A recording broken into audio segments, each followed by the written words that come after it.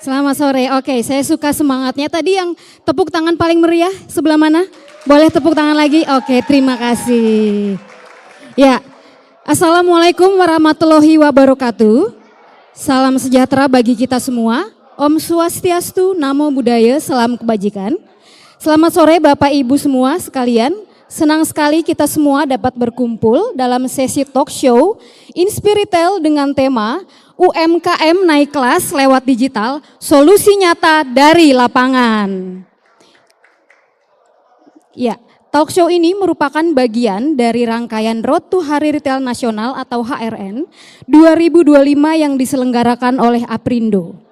Dan sebagai tambahan informasi Bapak Ibu, Hari Retail Nasional sendiri diresmikan oleh Kementerian Perdagangan Republik Indonesia pada tahun 2019 sebagai momentum tahunan untuk mengapresiasi peran strategis retail modern yang salah satunya adalah mendorong bertumbuhnya UMKM lokal. Dan sesaat lagi kita akan bersama-sama mendengarkan pemaparan tentang bagaimana pelaku UMKM dapat naik kelas melalui sistem digitalisasi. Topik ini sangat penting mengingat warung atau toko kecil, mengingat warung dan toko kecil atau pelaku usaha UMKM ini merupakan tulang punggung dari ekonomi rakyat. Dan digitalisasi ini bisa menjadi sebuah strategi bagi mereka untuk meningkatkan dan membuat mereka semakin kompetitif dalam mengembangkan usahanya. Baik, sebelumnya perkenalkan sekali lagi nama saya Retriantina, biasa dipanggil Rere yang akan memandu talk show kita pada sore hari ini. Dan untuk menggali topik lebih dalam tentunya ya, hari ini kami telah menghadirkan narasumber-narasumber yang luar biasa yang tidak hanya kompeten dalam bidangnya tetapi juga telah memberikan kontribusi nyata. Izinkan saya memperkenalkan kedua narasumber hebat kita pada sore hari ini. Yang pertama ada Bapak Yosef Risdianto selaku Operation Director PT Sumber Trijaya Lestari yang lebih dikenal dengan platform Aksesmu. Bapak mungkin bisa sekali.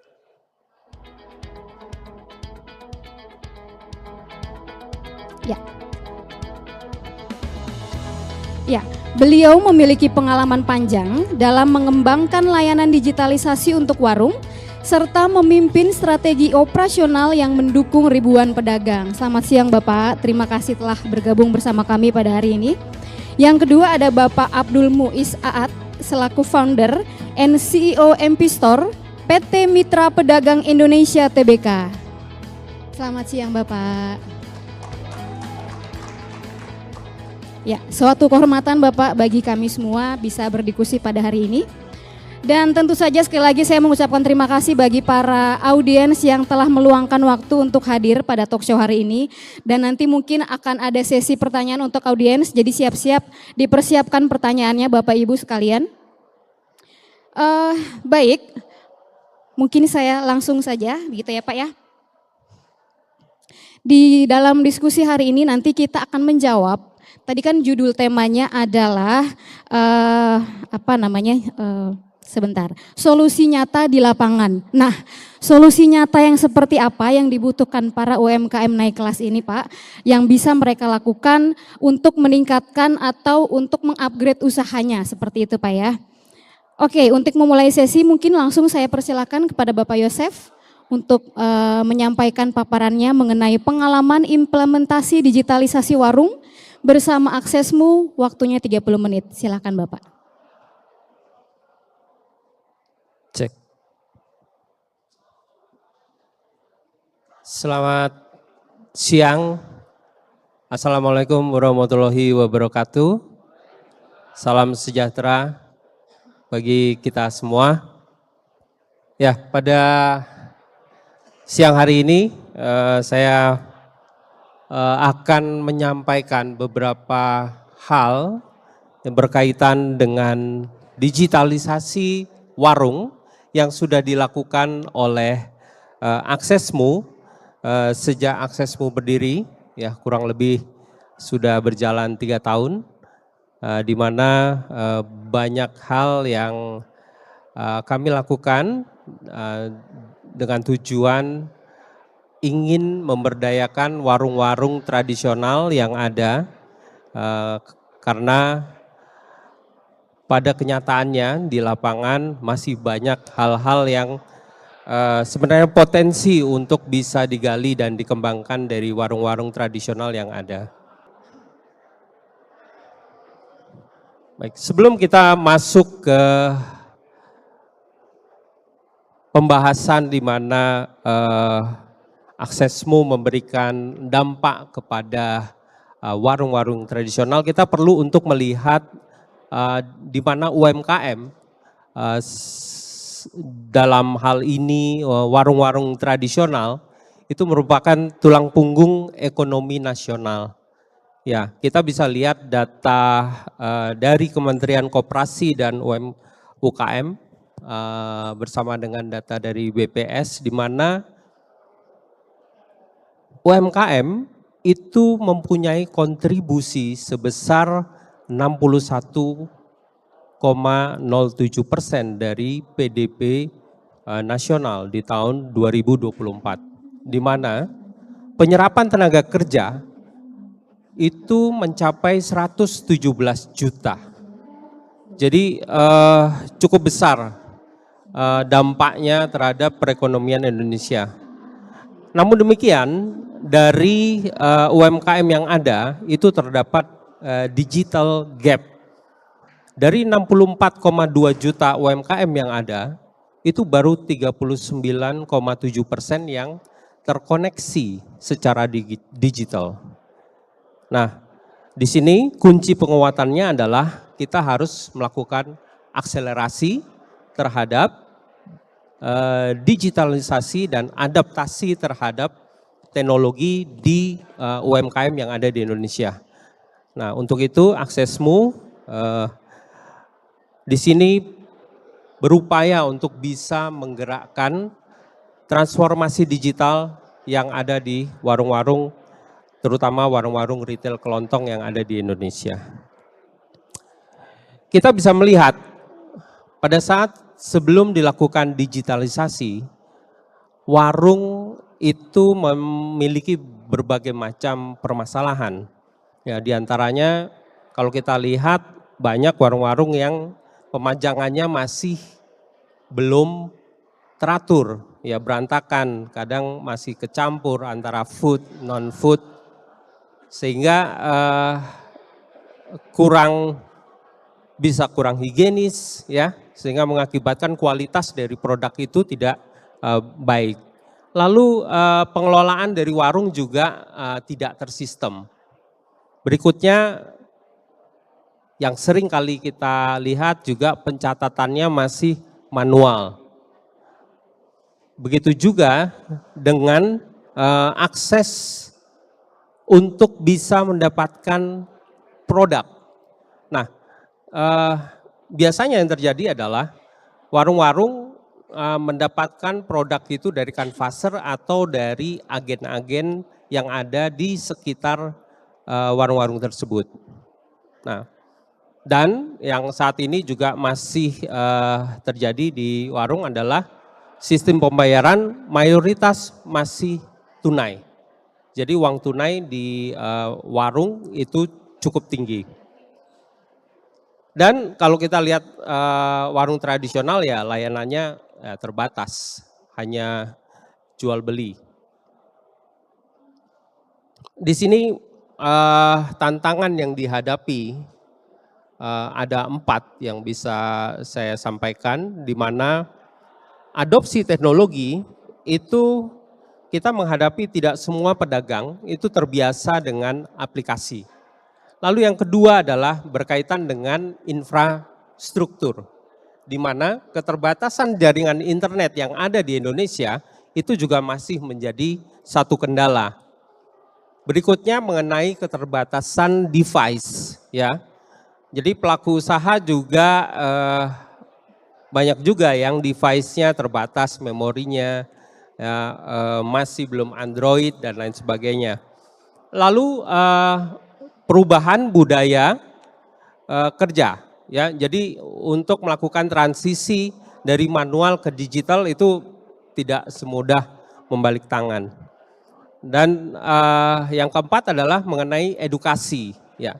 Jadi di sini perlu ada upaya yang kuat untuk meyakinkan warung bahwa aplikasi itu benar-benar bisa membantu. Di sini Aksesmo hadir untuk bisa memberikan perubahan, membantu warung-warung yang ada untuk lebih berdaya. Jadi Aksesmo merupakan platform B2B, digital B2B yang dioperasikan oleh PT Sumber Trijaya Lestari untuk memudahkan warung dan toko kelontong serta Wamima, warung minum makan, untuk bisa mendapatkan pasokan barang kebutuhan usaha dengan berbagai kemudahan. Jadi dengan menggunakan aplikasi ini diharapkan mereka semakin mudah mendapat barang. Lalu cara pembayarannya pun juga dipermudah, bisa tetap dengan tunai, COD, atau menggunakan virtual account, transfer, e-wallet, bayar tunda, dan juga yang terakhir yang sekarang lagi ngetren sudah bisa menggunakan QRIS juga. Nah, di samping manfaat tadi, dari kami memberikan akses pencatatan keuangan usaha serta edukasi kepada para pengusaha warung. Ya, edukasinya bermacam-macam, bisa berkaitan dengan cara penataan warung, lalu edukasi mengenai pencatatan keuangan, juga berkaitan dengan nanti penggunaan konten digital dan lain sebagainya. Dan kami secara rutin melakukan pendampingan bisnis retail kepada para pengusaha warung tersebut. Dan satu lagi, kami memberikan layanan antar gratis. Jadi produk yang dibeli melalui aplikasi Aksesmo itu tidak dipungut biaya layanan antar, ya. Jadi free dan bisa diantar di hari yang sama. Nah, ini sedikit beberapa keuntungan dari aplikasi yang kami tawarkan kepada para pengusaha warung. Yang pertama berkaitan dengan advantage application, competitive advantage dari aplikasi itu. Nah, yang pertama convenience, tentu saja memberikan kenyamanan kepada pengusaha warung. Mereka bisa melakukan pemesanan tanpa harus keluar rumah, kapan saja, ya, pada saat dia santai di rumah dan bisa dilakukan dimanapun. Lalu efisien, sudah pasti. Kenapa? Karena mereka tidak perlu keluar, artinya menghemat biaya transport dan mereka juga pastinya tidak kehilangan kesempatan untuk mendapatkan penghasilan karena harus menutup warung. Lalu usability. Nah, aplikasi yang kami tawarkan itu tidak rumit sehingga bisa digunakan dengan mudah oleh para pengusaha warung. Dan dari sisi information quality, di situ para pengusaha warung atau kami sebut para pengusaha warung yang sudah bergabung bersama kami adalah outlet binaan Aksesmo atau disingkat OBA. Itu mereka bisa mendapatkan detail mengenai produk yang akan dibeli. Ya, harganya jelas, di situ tertera harganya, bisa terlihat kalau beli sedikit berapa, beli banyak berapa, description produknya ada, sehingga warung itu tidak ragu-ragu untuk membeli produk tersebut. Lalu dari sisi competitive advantage merchandising differentiation, dari sisi assortment itu kita berikan assortment yang beragam sesuai dengan yang dibutuhkan oleh OBA atau outlet binaan Aksesmo. Yang kedua availability. Kami menjaga komitmen ketersediaan produk yang dibutuhkan oleh para pengusaha warung. Yang ketiga, produk quality. Tentunya produk yang masuk yang menjadi source kita pilih berdasarkan distributor dan pemasok yang memang mempunyai kualitas yang bisa dipercaya. Yang keempat adalah pricing dan promotion policy.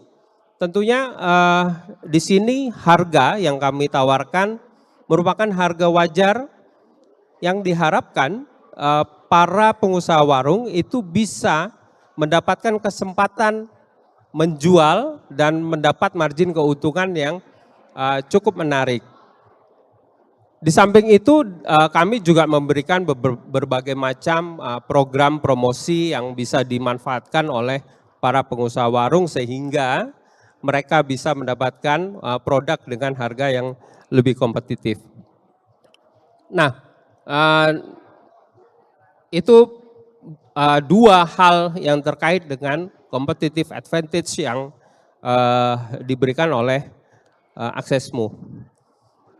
Di sini saya akan menjelaskan mengenai rantai distribusi yang ada di Aksesmu, di mana kalau dilihat di gambar ini, outlet binaan Aksesmu itu bisa melakukan pemesanan melalui aplikasi, di mana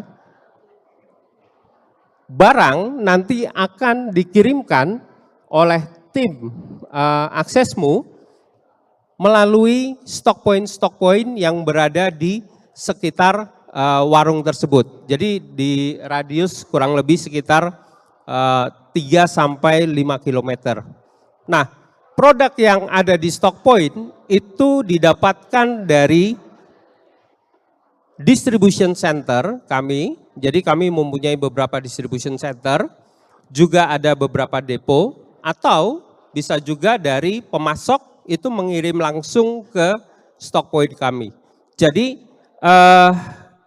di sini yang menjadi keunggulan dari Aksesmu adalah produk itu Aksesmu bisa mengatur dan mengontrol posisi produk yang ada yang dibutuhkan oleh warung yang sudah menjadi binaan atau member dari masing-masing stock point. Dan harga serta stok bisa dipantau secara real time melalui aplikasi yang sudah dipegang oleh masing-masing warung. Nah, ini kalau dilihat di gambar ini rangkaian dari proses pemesanan, penyiapan, pengantaran, dan penerimaan barang. Serta tetap setelah itu kita tidak selesai pada pengantaran barang saja, kita juga melakukan proses edukasi yang dilakukan oleh tim Aksa. Jadi tim kita itu kita sebut Aksa sebagai member relation dari Aksesmu kepada para pengusaha warung. Nah, ini merupakan ekosistem bisnis dari Aksesmu, di mana ada mitra pemasok. Pemasok secara total kita memiliki 244 mitra pemasok, baik nasional maupun lokal, dengan total produk 1.144 produk, baik itu nasional maupun lokal. Lalu kita juga ada bekerja sama dengan Buku Warung, dan dari sisi supply chain dan logistik kita ada bekerja sama dengan Bilog dan Bulog, ada cash solution dengan Brinks, dan e-service PPOB. Jadi pengusaha warung itu juga bisa mendapatkan penghasilan tambahan dari berjual pulsa, paket data, voucher game, pembayaran BPJS, dan lain sebagainya. Itu kita bekerja sama dengan inovasi daya solusi, serta untuk payment point kita juga sudah bekerja sama dengan beberapa financial institution dan bank. Nah, ini kita bisa lihat lonjakan pengguna aktif dari Aksesmu sendiri sejak tahun 2022 itu mengalami peningkatan yang cukup signifikan. Dalam kurun waktu 3 tahun ini, peningkatannya lebih dari 2 kali lipat.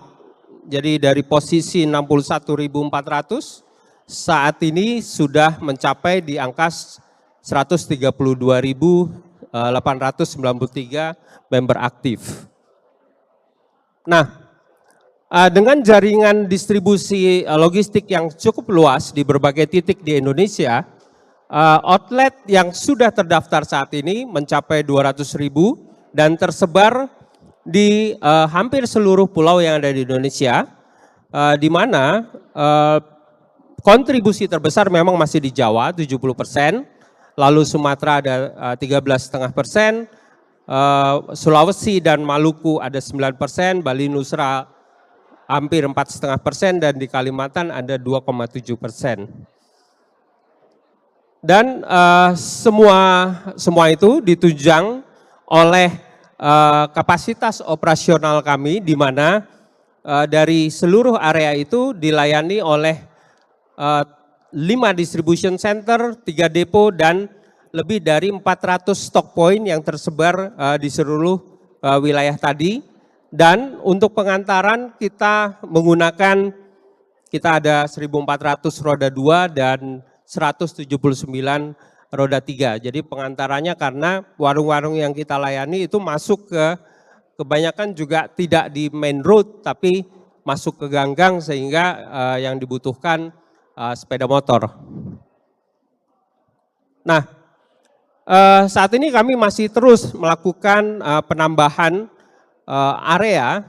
Jadi sejak 2022 kita buka dari 331 sampai dengan sekarang kita sudah memiliki 403 stock point yang mengcover seluruh outlet warung yang menjadi binaan kami. Nah, ini beberapa testimoni dari outlet binaan Aksesmu. Kalau dilihat di sini macam-macam kategori usianya. Jadi mulai dari yang 30 tahunan, 40 tahun, bahkan ada yang di atas 60 tahun. Dengan berbagai macam fenomena dan permasalahannya.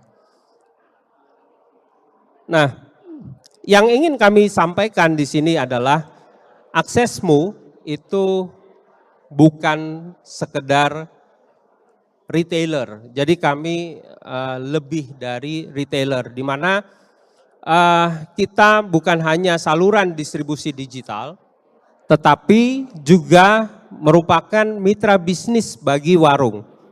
Di mana kami coba jaga rantai pasok yang ada, itu kita buat supaya tetap lancar, dan kita juga terus secara konsisten mengadakan edukasi bisnis, serta menjadikan setiap OBA atau member yang ada itu menjadi bagian dari keluarga besar Aksesmu.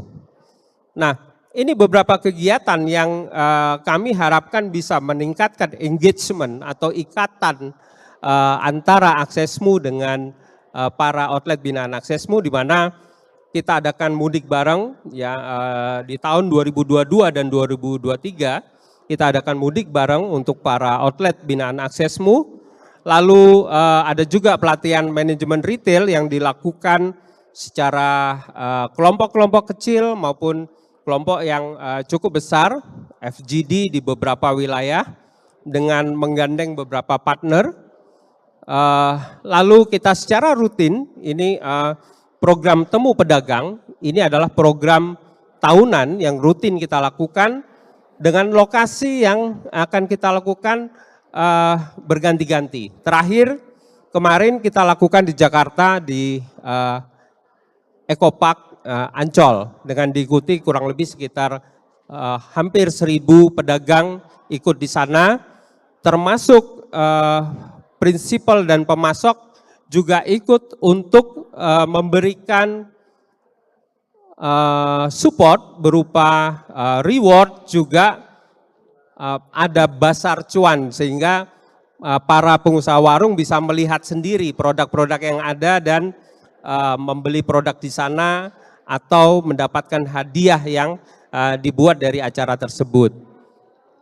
Ya, ini kita bisa lihat pasar cuan yang dilakukan cukup ramai dan sangat menarik buat para pedagang warung. Lalu kita juga ada reward bagi oba-oba yang loyal, pengusaha warung yang loyal dan punya performance yang bagus. Lalu kita ada kunjungan ke beberapa lokasi wisata dan yang menarik juga kita secara rutin melakukan factory visit ke beberapa pabrik dari pemasok. Ya, tujuannya untuk para pedagang warung itu bisa mengetahui lebih dalam mengenai produk yang mereka jual dan memberikan pengalaman yang ya mungkin tidak terlupakan. Mereka mungkin nggak kepikir selama ini hanya menjual barangnya saja, tapi bersama kami mereka bisa juga melihat bagaimana sistem produksi dari produk-produk tersebut. Ya, ini beberapa kegiatan yang lain, ada pemenang hadiah utama mobil dari program THR kami kemarin. Lalu kita rutin juga mengadakan podcast di studio kami di Alpha Tower. Kita undang beberapa outlet binaan Aksesmu yang mempunyai prestasi bagus dan juga kita ajak untuk kolaborasi melakukan program edukasi konten dengan menggunakan media sosial dari para outlet binaan Aksesmu. Mereka bisa menceritakan pengalaman-pengalaman mereka, pengalaman-pengalaman selama menjadi member dan juga apa saja yang sudah mereka alami, keuntungan yang mereka alami selama menjadi outlet binaan Aksesmu. Dari sini Bapak Ibu sekalian, Aksesmu itu melihat bahwa digitalisasi tidak serta-merta kita memaksa mereka untuk bisa menggunakan teknologi, tapi harus melalui pendekatan yang humanis. Kenapa? Karena teknologi itu tidak sederhana, tapi kita harus membuat itu terlihat sederhana dan bermanfaat nyata. Partnership sangat penting dengan brand, dengan distributor, dan beserta dengan komunitas lokal yang lain. Inovasi yang kita lakukan itu terus berkelanjutan dan aplikasi yang kita buat akan terus disesuaikan sesuai dengan kebutuhan dari OBA atau outlet binaan Aksesmu. Terima kasih Bapak Ibu, itu paparan dan informasi yang bisa saya berikan berkaitan dengan Aksesmu dan outlet binaan Aksesmu yang sudah kami coba bantu sampai dengan saat ini. Semoga apa yang saya sampaikan bisa menjelaskan apa yang sudah dilakukan oleh Aksesmu. Semoga Bapak Ibu sekalian juga bisa mendapatkan informasi yang jelas. Terima kasih. Wassalamualaikum warahmatullahi wabarakatuh. Oke, kita beri tepuk tangan. Terima kasih Bapak. Bapak tadi saya mencatat ada kurang lebih 200.000 begitu ya? 200.000 outlet binaan Aksesmu. Betul. Luar biasa, berarti sudah ada 200.000 warung yang naik kelas Bapak Ibu ya, dengan dibantu oleh tim Aksesmu begitu ya Bapak ya. Betul. Dan ada beberapa juga layanan-layanan yang diberikan kepada mereka tidak hanya sebagai retailer tapi sebagai mitra bisnis begitu Pak ya. Betul. Oke, baik, terima kasih. Selanjutnya kita bergerak ke narasumber kedua. Boleh Bapak Abdul Muiz Aat, kita berikan waktunya untuk memberikan pemaparan 30 menit. Terima kasih Bapak. Assalamualaikum warahmatullahi wabarakatuh. Nggak ada yang jawab ini. Waalaikumsalam warahmatullahi wabarakatuh. Kita ulangin Lagi ya. mungkin, Pak, Assalamualaikum warahmatullahi wabarakatuh. Waalaikumsalam. Nah, tuh ada mukanya Habib. Nanti dimarahin Habib kalau nggak jawab salam katanya. Oke, terima kasih waktunya. Perkenalkan, nama saya Abdul Muiz Aat. Tadi di deck presentasinya Pak Yosef aksesmu, ada warung Mang Aat. Namanya sama. Ya, saya CEO dan founder dari PT Mitra Pedagang Indonesia Tbk. Teman-teman, mungkin saya akan bercerita atau memaparkan lebih dalam tentang warung Madura. Siapa yang pernah ke warung Madura? Wih, pernah ke warung. Terima kasih. Topik kali ini mungkin saya tidak akan banyak memaparkan tentang PT Mitra Pedagang Indonesia itu apa. Dari namanya aja udah jelas nih, mitranya pedagang-pedagang gitu kan. Tapi apa yang menjadi fenomena dari warung Madura pada era ini ya. Makanya topiknya adalah The Rise of Warung Madura gitu kan. Jadi kalau teman-teman ingat warung Madura biasanya ingat Habib Jafar ya, Habib Jafar. Habib Jafar itu adalah brand ambassador dari MP Store. Jadi di belakang warung Madura, mostly warung Madura itu menggunakan aplikasi MP Store untuk ngeran bisnisnya. Jadi orang-orang Madura itu memang agak unik ya. Agak unik, ya, bahasanya beda ya kan. Suka bikin gaduh mungkin. Nah, sekilas tentang MP Store itu apa? Kita sudah mengempower jutaan warung di Indonesia. Kita berdiri dari tahun 2018 dan ini adalah bukti nyata. Kemarin kita meluncing AI di pasar Kebayoran Lama. AI-nya kita itu untuk para pedagang pasar. Pedagang pasar pakai AI itu gimana caranya ya kan? AI-nya itu ngebantu mereka dagang gitulah ya. Lalu MP Store itu apa Mas? MP Store itu apapun yang warung butuhkan, mau menerima pembayaran, catat laporan, kulakan, ngutang gitu. Itu ada semua di situ tuh. Jadi semuanya dalam satu aplikasi. Bahkan kita bisa klaim kita punya POS sistem MP Store. Jadi teman-teman ya, kalau lihat warung Madura, warungnya kayak gitu kan. Itu POS-nya canggih. POS-nya ada AI-nya dan itu gratis, bisa digunakan oleh seluruh warung. Jadi warung Madura itu bisa tumbuh, nanti saya akan buka rahasianya di sini. Nah, ini adalah mention dari media tentang kita. Jadi kalau cari warung Madura itu maka media Google pun akan ngerti, bahkan ChatGPT, Meta AI juga merecognize bahwa aplikasinya warung Madura itu adalah MP Store. Wikipedia udah mencatatkan bahwa MP Store ini aplikasinya warung Madura, dan beberapa media besar lainnya seperti CNBC, IDX Channel, Sindo ya kan. Dan ya warung Madura itu kurang lebih begitu. Kita udah berdiri dari 2018 ya teman-teman. Sebenarnya warung Madura itu sudah ada sejak lama. Cuman istilah warung Madura itu muncul ke permukaan. Ingat gak kapan istilah warung Madura itu muncul ke permukaan? Ada yang bisa jawab? Saat COVID. Saat COVID warung Madura itu mulai rising up. Kan banyak kita di rumah ngeliatin konten ya kan. Ada yang ngasih uangnya pakai gayung. Nah, ada yang ngasih pakai gayung. Ada yang dipakai kerekan. Itu kontennya warung-warung Madura mostly. Dan sekarang warung-warung Madura itu hobinya apa? TikTokan, karaokean.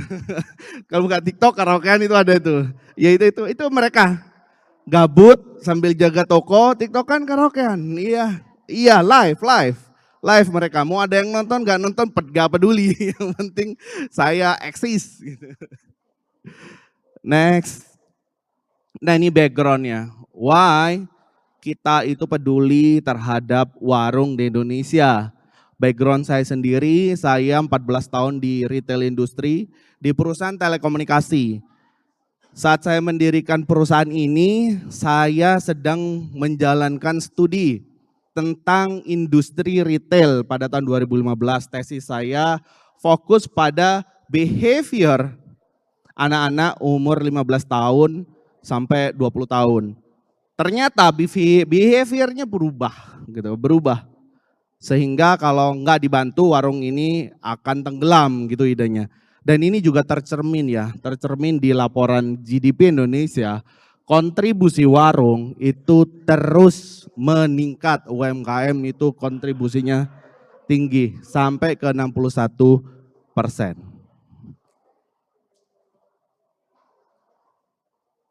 Nah, ini bedanya ya, before after warung, evolusinya. Dulu kenapa sih kita nggak pernah beli ke warung? Mungkin mungkin yang lahirnya di bawah tahun 2000 bisa menjawab. Milenial yang cuma bisa menjawab. Yang tahu transformasi ini milenial. Kenapa? Dulu warung itu mahal. Toko modern itu murah, sering banyak diskon. Jadi gak pergi ke warung. Produknya juga gak lengkap, belum tentu ada tuh di situ gitu. Jadi orang gak pergi ke warung. Terus yang berikutnya kumuh, jorok. Warung tuh kayak gitu. Jauh dan sering tutup. Saya waktu kecil punya cerita. Kalau pergi ke warung, warungnya itu jauh. 2 km, 3 km disuruh ibu beli. Nyampe sana tutup. Marahnya minta ampun saya. Karena warung berikutnya itu adalah 3 km. Iya, mau nggak mau harus ke situ. Karena orang tua saya kalau ngajarin itu dulu, emangnya warung cuma satu, carilah yang banyak. Gitu. Dan yang berikutnya adalah cuma bisa cash. Warung hanya bisa cash pada kala itu. Sedangkan saya berani bertaruh, teman-teman yang ada di sini yang masih muda, uang cashnya itu sedikit. Pasti nggak ada, benar nggak? Pada nggak pegang uang cash, benar nggak? Iya kan? Uangnya ada di handphone, makanya warung itu dijauhi waktu itu. Dan akhirnya warung Madura breakthrough, yaitu harganya murah, terjangkau. Lalu produknya lengkap, warung sekarang tuh produknya lengkap. Nanti saya akan kasih tahu warung itu seperti apa. Bersih, rapi warungnya. Buka 24 jam. Warung Madura itu buka 24 jam. Supaya apa? Supaya menepis dulu itu warung sulit, tutup begitu. Nah, sekarang warung itu bukanya 24 jam memudahkan orang-orang kalau mencari atau membeli sesuatu. Dan yang terakhir adalah bisa non tunai. Nah, ini adalah warung persona. Silakan difoto, kalau mau difoto. Warung Madura tuh kayak apa? Ini kuncinya ada di sini. Saya jelasin sedikit. Bukanya 24 jam, teman-teman. Kenapa bukanya 24 jam? Ini nyambung semua nih. Kenapa bukanya 24 jam? Karena SKU-nya ada 800 sampai 1.500 satu warung. Barangnya itu banyak. Banyak barangnya itu. Dia nggak bisa tutup. Nggak muat. Nggak bisa tutup. Jadi harus buka 24 jam. Nah, bisnis modelnya partnership, tahu nggak kayak apa? Siapa yang bisa jawab bisnis modelnya warung Madura kayak gimana? Ini yang paling sering ditanyakan kepada saya. Silakan. Aplosan. Ya, kurang lebih begitu, tapi ada lagi. Ada di dalamnya. Ada yang menjawab? Saya kasih tahu. Oh, ya. Kenapa? 24 jam, ya 24 jam benar, udah dijelaskan. Warung Madura itu tidak menggaji karyawan. Sifatnya partnership, bagi hasil dengan yang jaga 50-50. Yang punya warung nyiapin tempat, nyiapin barang 50%, punya yang jaga 50%, punya owner, simple bisnis. Tapi dengan begitu warung ini akhirnya tumbuh tak terbendung. Saya kasih di luar ini ada struktur organisasi warung Madura, ini nggak ada di slide. Ada struktur organisasi, tahu Starling nggak? Starbucks keliling. Nah, Starbucks keliling itu adalah rantai organisasi yang paling bawah. Ya, itu rata-rata orang Madura juga tuh. Dia pertama datang ke Jakarta, jualan kopi keliling pakai sepeda, kulakannya sama warung Madura. Cita-citanya simple, bisa dipercaya sama bos buat jaga toko. Karena jadi bisnismen. Setelah itu dia jaga toko, dia dapat bagi hasil daripada omset tokonya. Baru setelah dia berhasil mengelola, biasanya dia juga punya toko. Jadi satu owner in average itu punya 5-10 toko. Saya sering banget menemukan ada yang jaga punya bosnya, tapi dia punya juga ada 5. Dia jaga tapi dia punya juga ada 5. Itulah culture ya, itulah culture yang terjadi di warung Madura. Kenapa warung Madura itu unstoppable? Karena dia tumbuhnya seperti itu, eksponensial. Produknya fast moving. Di warung Madura, kalau kita ngomong sama brand FMCG, itu ketinggalan dikit ditinggal. Jadi warung Madura itu akan ngukur uangku di produk ini putarannya berapa lama. Kalau lama ditinggal sama dia. Ditukar sama yang baru sama dia. Ditukar sama yang baru yang lebih fast moving. Location-nya second road, third road, fourth road. Gang kecil tadi malam yang ngeliatin konten saya mungkin. Saya nganterin soundbox ke gang. Warungnya di gang Mangga Besar. Di Mangga Besar warungnya di gang, tahu nggak omsetnya berapa? Padahal di gang saya juga kaget. Omsetnya 10 juta sehari. Padahal di gang, luar biasa. Dia beli soundbox pakai soundbox, kenapa? Karena banyak banget warga di situ beli pakai kris, sedangkan yang pegang akun krisnya itu sering keluar gitu. Jadi perlu soundbox dia. Dimensinya warung Madura itu 15 meter persegi sampai 50 meter persegi. Kalau yang di foto ini more or less kurang lebih 50 meter persegi. Itu lokasinya ada di depan Hotel Park Hyatt. Unik yang ini, unik. Yang beli itu orang yang tinggalnya di hotel bintang 6 itu Park Hyatt kan. turun ke bawah beli di sini. Saya juga bingung kenapa dia beli di situ. Ini omsetnya gede. Daily omset warung Madura in average itu kurang lebih 5 juta sampai 15 juta. Warung Madura kalau omsetnya di bawah 5 juta, maka dia harus cepat-cepat memutuskan untuk ditutup tokonya. Ditutup dan dia pindah ke lokasi yang lain. Kenapa? Karena barang yang dijual itu ada expired date-nya.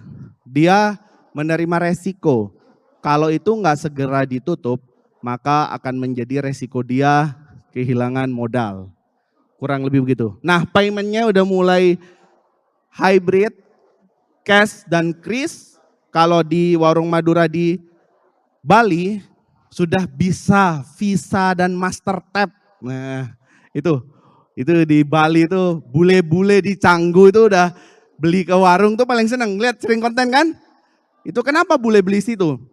Karena udah bisa Visa dan Master Tap. Itu juga ada teknologi kita, ada EDC yang bisa ngemudahin mereka untuk menerima pembayaran. Sakingnya warung Madura yang ada di Bali di Canggu itu kalau bisa terima USDT atau BTC tambah rame. Saking. Lalu SKU penjualannya produknya ada 800 sampai 1.500. Banyak sekali. Coba lihat di foto itu. Sampai tumpah-tumpah keluar. Karena ada banyak sekali. Kalau nggak banyak warungnya itu akan sepi gitu. Karena dia nggak lengkap. Gross margin daripada warung adalah 10 sampai 15%. Sekarang kita hitung ya. Kenapa sih pemuda-pemuda Madura itu suka jadi penjaga warung? Kita hitung ya. Kalau warung punya omset 15 juta sehari, sebulan 450 juta. Jika laba kotor 10%, maka kurang lebih 45 juta. Dipotong biaya listrik dan lain-lain, itu nggak akan banyak lah, kurang lebih 5 juta nggak sampai. Berarti sisa 40 juta, bagi 2, 20 juta itu yang jaga.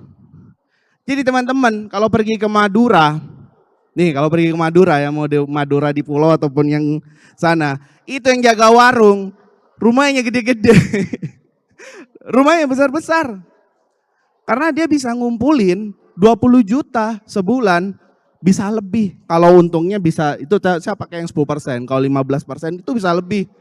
Dia bisa pulang itu ya, makanya di sana itu bawa anak istri. Biasanya bawa istri, kalau anaknya udah besar, udah sekolah, dipulangin anaknya. Anaknya kalau udah besar, sekolah dipulangin, suruh sekolah dulu, suruh mondok, suruh madrasah. Asal bisa baca, bisa berhitung, berangkat ke Jakarta itu kerja. Gitu. Monitoring daripada warung Madura itu ada 2, manual dan POS. Makanya kita nyiapin POS gratis. Di MP Store tuh ada POS gratis buat mereka kontrol. Simple, mereka tuh 2 yang mau dikontrol. Siapa aja yang ngutang dan inventorinya berapa. Itu yang dikontrol. Atau manual pakai buku. Biasanya sebulan sekali melakukan stock of name.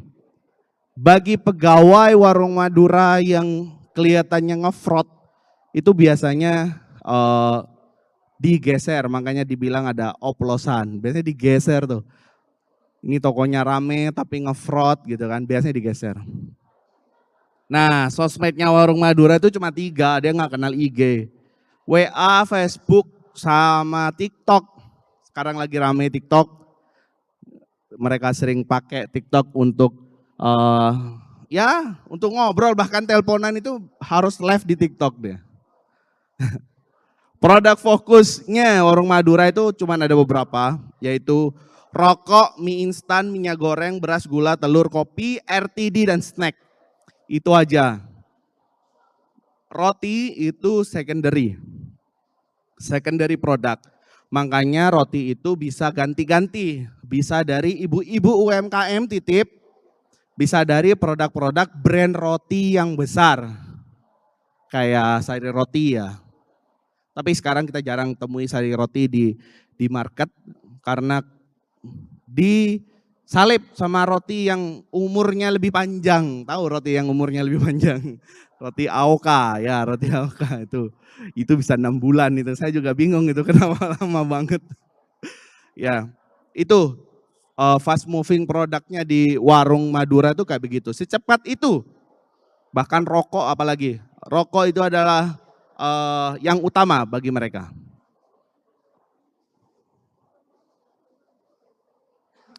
Nah, ini adalah studi kasus digitalisasi warung yang sudah kita lakukan.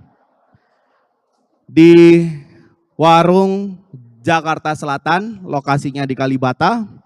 Saat kita datang ke sana, sebelah tokonya itu mau tutup, bangkrut. Warung Madura sebelahnya tutup. Yang ini hampir bangkrut karena kalah saingnya. Karena kalau jualan di apartemen itu kan biasanya modern retailnya juga agresif itu. Jadi kalah saing.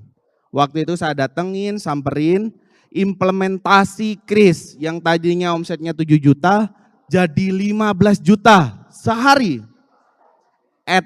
Nambah itu omsetnya. Gara-gara Kris aja omset nambah. Bisa begitu ya. Dan semua orang warung itu pada tahu kalau pakai Kris itu nambah omset.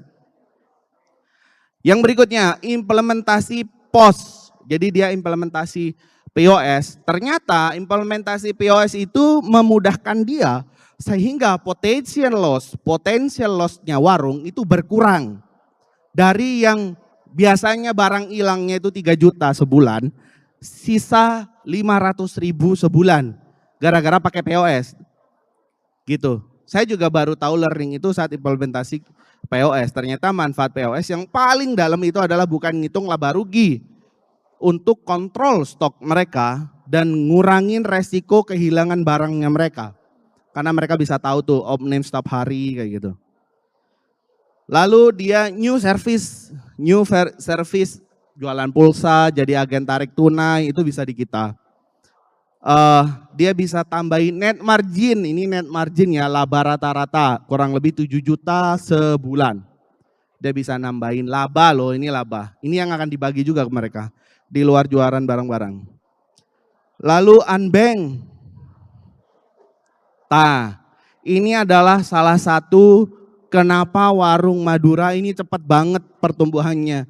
Karena tadinya dia tidak kenal dengan industri perbankan, sekarang dia kenal. Kenalan lewat apa? Kenalan lewat kris namanya. Ketika dia pakai kris, bank tahu. Ada omsetnya nih. Kok gede omsetnya? Kalau di foto itu saya lagi sama Pak Wir, dia salah satu direkturnya Autopay. Omsetnya gede banget. Ini tembus krisnya waktu itu 150 juta. Saya juga bingung kenapa saldo krisnya 150 juta toko ini. Disamperin sama institusi keuangan, dikira judol, ternyata enggak, memang toko. Karena sudah shake hand sama Kris, bank tahu, akhirnya dikasih utangan sama bank. Kamu mau kur enggak? Merem banknya. Mau kur enggak? Dikasih kur sama bank. Karena ada kur, akhirnya penambahan warung per tahun biasanya 1, sekarang jadi 3. Sekarang jadi 3, jadi tambah banyak gitu. Tapi di warung Madura itu ada aturan tidak tertulis, teman-teman. Ada aturan yang tidak tertulis. Apakah itu? Setiap warung harus menjaga jarak kurang lebih 5 tiang listrik. Itu 5 tiang listrik, kita aturan tidak tertulis. Makanya kapan hari kita ketemu video viral yang disamperin kan, gara-gara terlalu dekat kan di Jogja itu kan. Kenapa kamu buka di sini ya kan? Kamu mengganggu, ya biasanya kalau kayak gitu dia itu baru nggak ngerti gitu kan. Biasanya kecepatan ininya adaptasinya kecepatan. Gitu, itu aturan tidak tertulis tapi ya tetap aja bisa berjalan ya. Lalu yang berikutnya adalah dia mulai berjualan online. Di aplikasinya kita tuh bisa berjualan online, e-commerce-nya sendiri, bikin landing page, jualan sendiri, kodekin sama ojol, itu nanti ojol yang ngambil dianterin, kurang lebih gitu. Itu tadinya omsetnya 0, akhirnya nambah jadi 500.000 sampai 2 juta sehari dari ojol-ojol ini. Dan ternyata proven kalau kita bikin warung di apartemen, orangnya itu cenderung beli online. Dan produk unik yang dibeli biasanya di apartemen. Gak perlu saya bilang itu produknya unik kalau di apartemen. Minta dianterin di depan pintu apartemen, digantung terus suruh tinggalin. Biasanya begitu tuh. Nah itu gara-gara ada e-commerce dia bisa jualan kayak begitu. Satu-satu, kenapa sih investor gak bikin e-commerce jadi satu? Kayak Tokopedia, kayak Bukalapak, enggak. Karena kita tahu UMKM itu yang benar-benar tadinya jualan, akhirnya kalah saing saat ada di platform.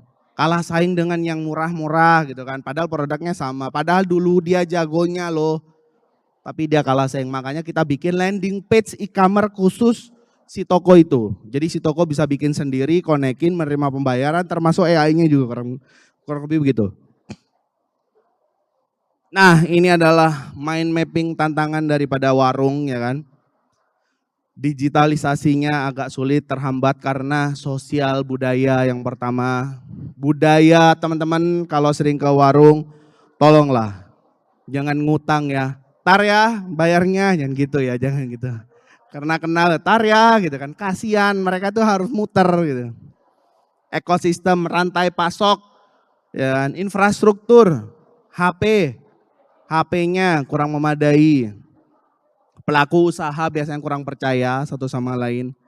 Regulasi dan kebijakan. Regulasi dan kebijakan ini menjadi penentu.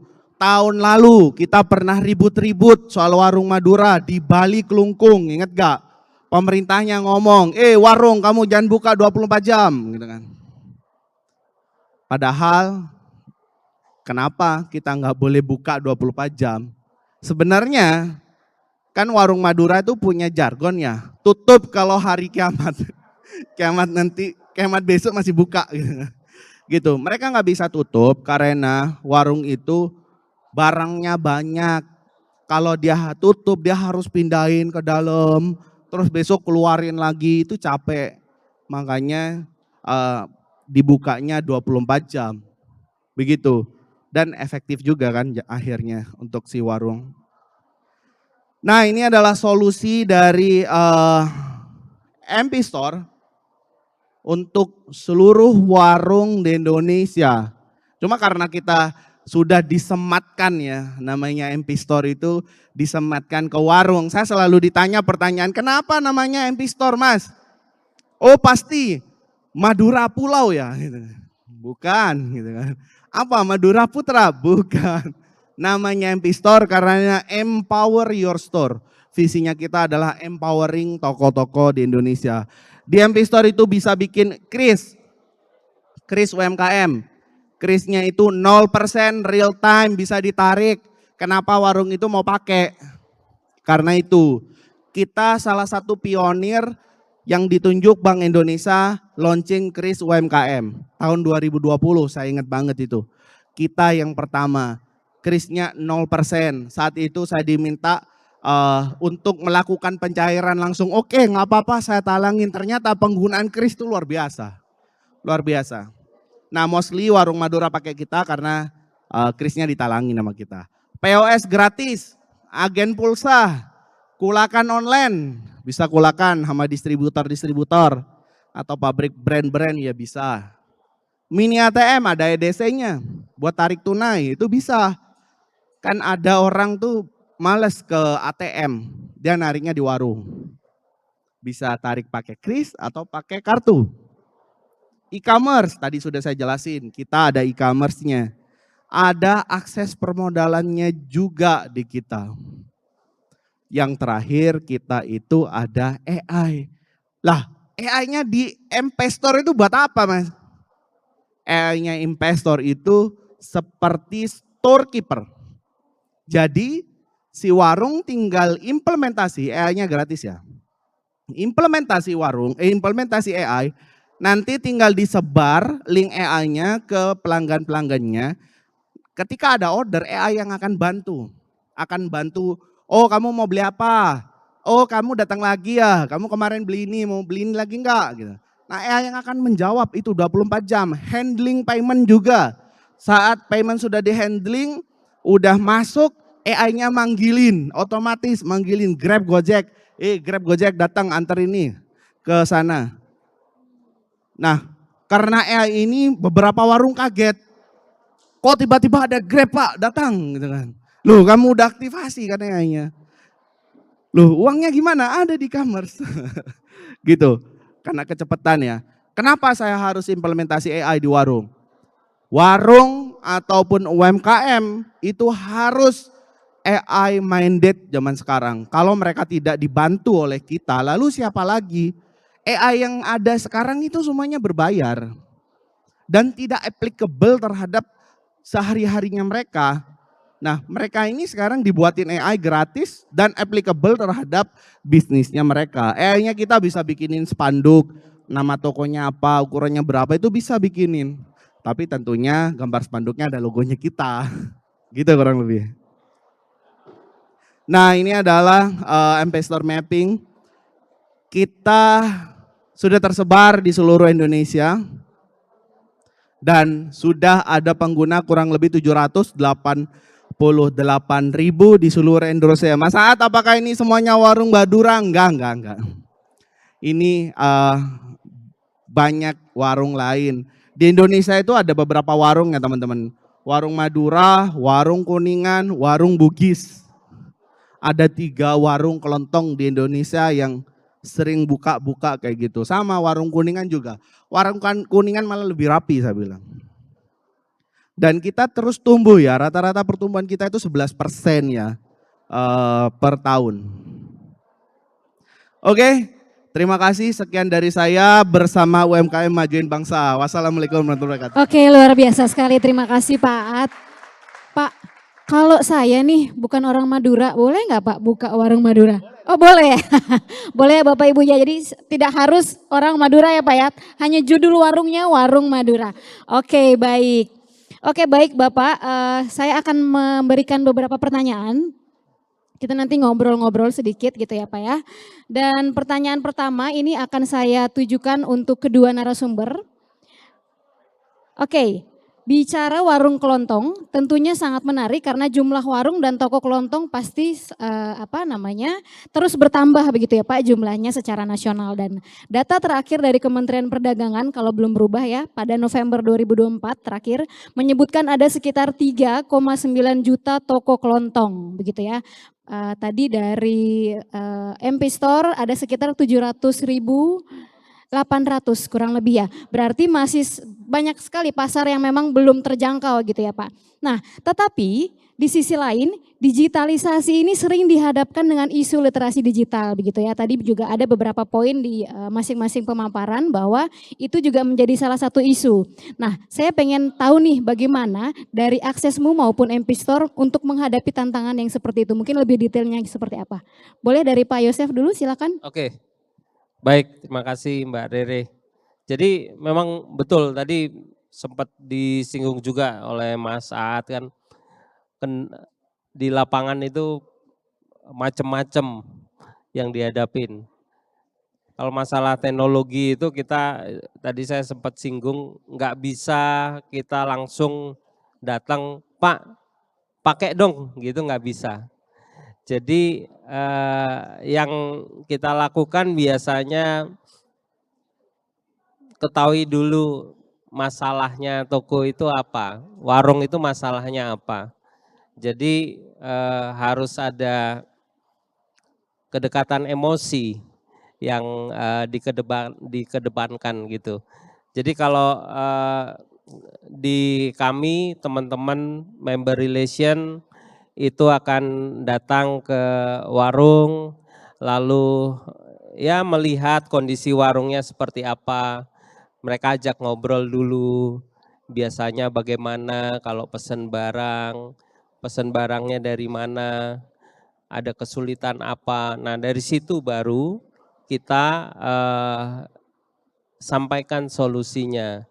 Pada saat mereka merasa terbantu, baru mereka akan mau untuk menggunakan teknologi.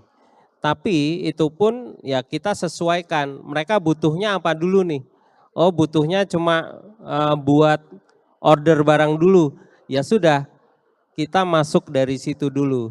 Oh artinya tidak harus langsung semua layanan kita tawarkan ke mereka begitu ya, berdasarkan kebutuhan betul, dan oke baik. Betul, jadi setelah itu baru ya kita harus rutin tuh mengunjungi setelah mereka terbantu, kita lihat lagi gimana Bu, Pak sudah, oh barangnya udah lengkap sekarang ya, terus kira-kira modalnya gimana nih, cukup enggak? Nah iya saya modal kurang nih, soalnya mau beli ya, Pak, ya? barang lagi uangnya nggak cukup gitu, padahal barang itu dibutuhkan. Nah dari situ kita bisa tawarkan mengenai permodalan. Ya kebetulan kalau di Aksesmu ada toko modal, jadi mereka bisa kita berikan bayar tunda. Jadi order dulu nih, nanti mereka bisa bayarnya 7 hari kemudian. Oh, oke. Nah itu ada di dalam aplikasi, ya pada saat mereka membutuhkan itu kita bisa masuk dan membuat mereka merasa terbantu gitu. Itu sangat nilai tambah sekali ya ketika seorang pedagang ditawarkan ini kita bisa ngambil barang dengan sistem pembayaran bayar tunda gitu ya Pak ya. Betul. Jadi semakin memanajemen, mengatur keuangan mereka begitu, cash flow-nya mereka betul. Oke, baik, terima kasih Pak Yosef atas jawabannya. Mungkin ke Pak Aat seperti apa? Ya, problem di warung itu tadi udah disampaikan adalah terhadap literasi mereka atau pengetahuan mereka. Mohon maaf, yang jaga warung itu mostly mereka tamatan SD, kadang nggak lulus SD. Itu susah sekali ngajarinnya. Salah satu ujian masuk menjadi customer service di tempatnya kita, itu kesabarannya harus tinggi. Ya, tim kita, tim sales kita itu selalu trainingin bagaimana handling customer, bagaimana ningkatin kesabaran. Kenapa? Mereka itu kesabarannya setipis tisu. Uang di kris gak masuk ya 5 detik atau 10 detik telepon gitu kan. Itulah alasan mereka pakai M-Store. Karena kita punya tim 24 jam, CS kita itu 24 jam. Tadinya saya bikin AI di CS, ya kan? Bukan bikin AI, waktu itu belum ada AI. Tahun 2018 saya bikin FAQ. Kalau mau komplain urutannya gini. Waduh, churn rate tinggi langsung. Churn rate kita tinggi. Mereka nggak bisa, saya mau komplain kemana? Pertanyaan sekecil apapun dia langsung ditanyakan di situ. Iya, langsung kita handle itu 24 jam. Akhirnya pas AI baru-baru muncul, coba deh pakai AI. Marah-marah, telepon saya jam 12 malam itu CS-nya robot. Gitu. Tolong diganti gitu kan. Mereka memang seperti itu. Kita harus pahami mereka pengetahuannya kurang, kesabarannya rendah. Artinya yang harus kita lakukan beradaptasi dengan mereka, ngajarinnya pelan-pelan, ngasih taunya pelan-pelan, nanti diulangin lagi. Gimana sih Pak caranya liatin uang masuknya gimana? Oh di sini, tadi udah dikasih tahu, ngulang lagi, oke, gak apa-apa gitu kan.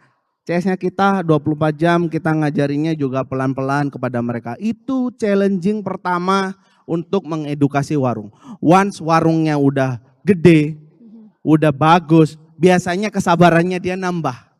Ya, kesabaran pemilik warung ya? Betul. Kesabarannya si pemilik warung tuh nambah dia. Oh, ya udah deh, aku coba ajarin POS seperti apa gitu kan. Gimana kontrol laporan keuangan, gimana caranya saya itu kalau kulakan kayak gitu. Baru dia mulai itu seperti itu.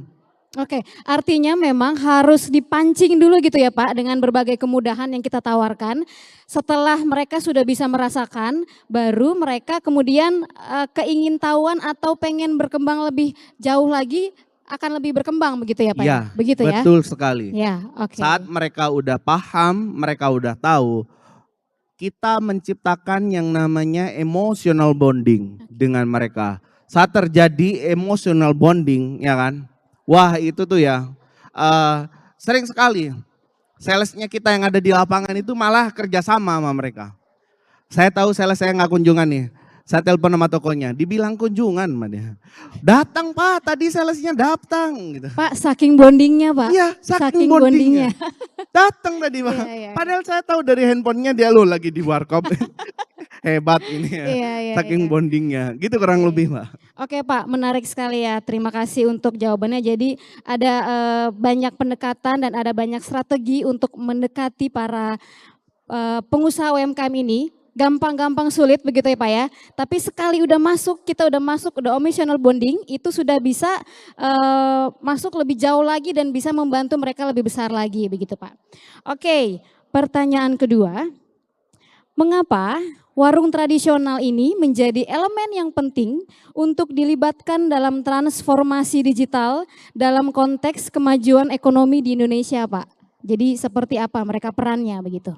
Boleh Pak Yosef silakan. Baik, iya seperti yang tadi kita bisa lihat ya, dia punya kontribusi 61,7% ya terhadap total PDB.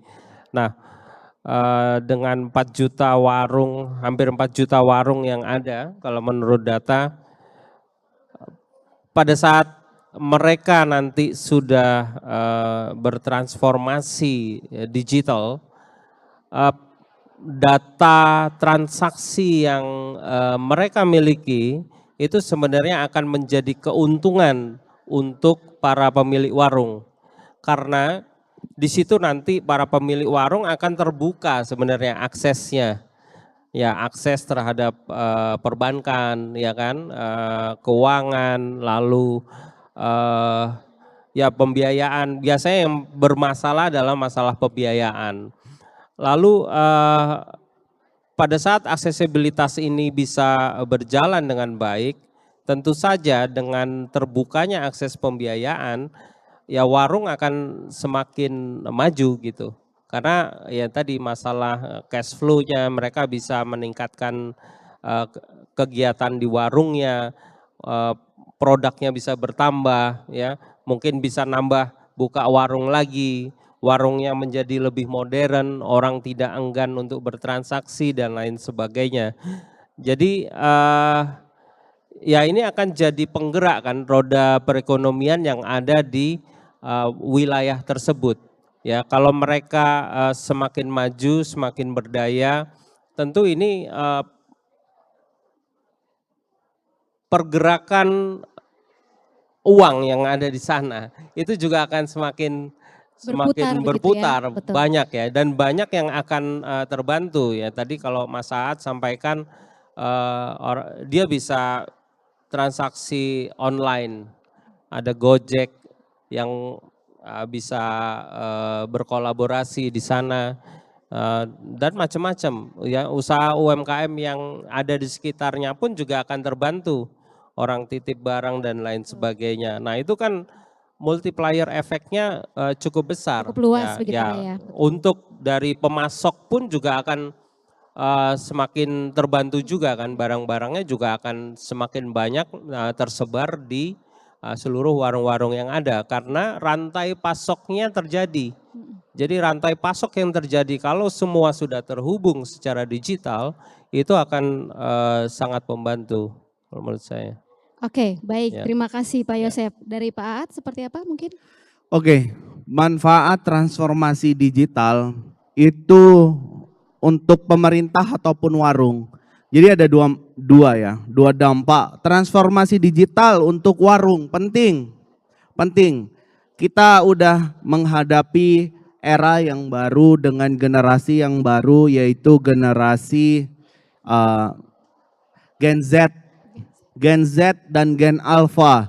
Yang mana kita tahu Gen Z dan Gen Alpha sudah tidak pegang uang cash. Betul Pak, setuju saya. Males. Warung tidak mau harus melakukan atau mengaktifasi kris. Kalau enggak mereka nggak akan datang. Makanya kalau di warung tuh bilang kris itu peningkat omset gitu kan. Nah itu benar. Nah kenapa begitu? Gen Z dan Gen Alpha uniknya lagi. Gen Z dan Gen Alpha ini behaviornya berbeda dengan kita yang milenial ataupun Gen X. Dulu zamannya kita, orang tua kita itu seneng banget beli ke grosiran, beli ke Carrefour lah atau ke yang gede-gede lah ya kan. Makro mungkin. Makro ya. gitu kan. Betul. Itu karena apa? Karena kita punya behavior yang membudgeting. Karena Gen X atau boomers itu budgeting, oh saya sebulan habisnya segini belanja tuh sebulan. Ini pengetahuan juga untuk Bapak Ibu semua. Gen Alpha dan Gen Z itu tidak terplanning. Kenapa? Paparan sosial media, video pendek membuat mereka mudah cepat berganti. Artinya dia nggak akan suka belanja dengan bulk order. Ditawarin besar dia nggak mau. Makanya impulsive buying mungkin ya. Impulsive buying. Yes. Oh ini bagus saya beli gitu kan. Nah itu yang terjadi di Gen Z dan Gen Alpha. Makanya warung itu tumbuhnya pesat. Karena Gen Z Gen Alpha itu nggak mau kena impulsive buying. Saya maunya beli rokok, kamu nggak usah nawarin apa-apa, rokok aja. Bahkan di fitur driver ojol ya kan, itu kan ada tulisan jangan ajak saya bicara. Itu ada tuh kalau kita pakai Grab gitu, Grab Car, ada fitur jangan ajak saya bicara. Itu fiturnya Gen Z. Nggak boleh ngomong. Nah, karakteristiknya mereka. Karakteristik mereka. Nah, yang kedua, manfaat bagi pemerintah. Ini yang sangat penting. Ya, karena warung itu ada di bottom of pyramid. UMKM itu adalah di bottom of pyramid, dia yang paling bawah. Barang-barang air minum ini kalau nggak dijual oleh warung, terus siapa lagi yang mau jual? Ini yang paling bawah. Kalau tidak terdigitalisasi, susah bagi pemerintah melakukan mapping terhadap warung-warung ini. Kita tahu, minggu lalu saya ke China bersama ada rekan saya lagi di situ. Ternyata udah lama sekali nggak ke China. Waktu itu ke China lagi minggu lalu. Saya kira sama seperti luar negeri lainnya, sama seperti Amerika, sama seperti Dubai. Oh ya udahlah, kalau nggak punya uang saya cari ATM gampang. Saya kira seperti itu. Ternyata saya cari ATM susahnya minta ampun. Nggak ketemu itu ATM saya di sana. Semuanya warung kecil-kecil sampai kaki lima itu sudah on board digital payment, Alipay. Bahkan ada yang PalmPay pakai tangan. Itu udah ada semuanya. Ekosistemnya udah ready itu digitalnya. Saya tanya sama yang warga sana. Saya mau tarik uang ini gimana caranya? Bro, di sini nggak ada ATM, bro. Di sini uang cash cuman peredarannya 5% gitu kan. 95% transaksional di Cina itu sudah pakai digital payment. Pemerintah punya andil di situ. Pemerintah bisa neken apa? Yang pertama bisa neken pencetakan uang kertas. Uang kertas gak perlu dicetak, sia-sia kan. Yang kedua bisa men-tracking pajak-pajak ya. Bisa di-tracking, bisa nge-push perekonomian karena sudah ketahuan si A, si B, si C jualannya berapa, siapa yang butuh. Yang terakhir yang sudah Pak Yosef sampaikan, bisa ngecek supply chain karena setiap merchant, setiap toko itu ada kategorinya. Kris itu ada kategorinya. Ketika kita mendaftarkan kris, tokomu ini apa? Ditanya sama peten, lembaga registrasi kris. Ditanya tokomu ini apa? Toko kelontong, apa kafe, apa jualan mainan, apa jasa? Ditanya. Nah, itu fungsinya apa? Mapping. Industri apa yang lagi naik? Industri apa yang lagi naik? Supply chain apa yang bisa dikonekin? Itulah kenapa Amerika itu nggak suka dengan krisnya kita. Karena mereka nggak bisa nge-mapping ekonomi yang ada di Indonesia. Ketika Visa Master masih bisa berjaya di sini, mereka bisa mapping, oh industri ini naik. Mereka akan suruh tuh investornya, kamu masuk di industri itu, invest gitu kan. Sekarang mereka buta karena transaksinya sudah pakai kris. Gitu itu manfaatnya ya untuk warung sendiri dan pemerintah. Oke, luar biasa sekali penjelasan dari Pak Aat. Ternyata sesimpel warung itu mereka pakai kris aja ternyata efeknya besar sekali Pak ya. Bahkan untuk sampai ke negara sampai bisa mengundang investor pula gitu ya. Karena mapping dari hasil perekonomiannya mereka begitu Pak ya. Oke, dan yang ketiga masih untuk kedua narasumber. Responnya ini sebenarnya lebih banyak yang negatif atau mereka sebenarnya masih belum tahu harus seperti apa atau seperti apa Pak pada saat pendekatan ke lapangan atau ke teman-teman yang ada di warung begitu. Baik, ya. Pada awalnya mungkin kalau tadi Mas Saat udah mulai tahun 2018 ya itu masih saya yakin pasti tantangannya gede. Respon penolakannya lebih besar. Karena mereka ya sudah terbiasa dengan hal-hal yang konvensional. Gini aja bisa kok, ngapain saya pakai itu gitu. Ya kan? Ya itu sudah natural lah. Kalau manusia kan kalau udah terbiasa gitu ngapain berubah gitu.